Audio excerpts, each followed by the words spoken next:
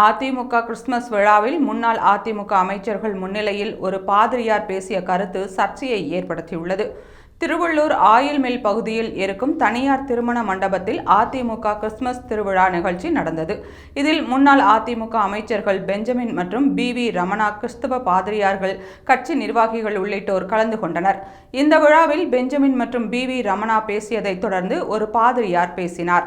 அவரது பேச்சு சர்ச்சையை ஏற்படுத்தியுள்ளது. அந்த பாதிரியார் பேசுகையில், ஹிந்து கிந்து ராஜா கீஜா என்று கத்துகிறீர்களே, அவர்களுக்கு பெயர் வைத்தவர் ஒரு கிறிஸ்தவன். நாம் எல்லோரும் ஒரு தாய் பிள்ளைகள். இதை புரிந்து கொண்டால் இந்தியாவில் மத கலவரம், ஜாதி கலவரம் இருக்காது. அமெரிக்காவுக்கு போனால் நாயுடு எப்படி இருக்கிறீர்கள் என்று கேட்க முடியாது. அங்கு கருப்பு சிவப்பு என்ற நிற வேறுபாடு மட்டுமே இருக்கிறது. இந்தியாவில் மட்டும்தான் வர்ணாசிரமத்தின் அடிப்படையில் இத்தனை பிரிவுகள் இருக்கின்றன. இந்த எல்லாவற்றையும் நேசிக்கிற ஒருவர் இயேசு கிறிஸ்துதான். தன்னிடத்தில் வருபவனை நான் புறம் தள்ளுவது இல்லை என்கிறார். மீதி இடத்திற்கு சென்றால் சுக்லாம் பரதம், அந்த பரதம் என்று கூறி உங்களை புறம் தள்ளி விடுவார்கள். ஆனால் இயேசு, நான் உங்களை படைத்தவன், உங்கள் மேல் அன்பு இருக்கிறது என்று கூறுகிறார்.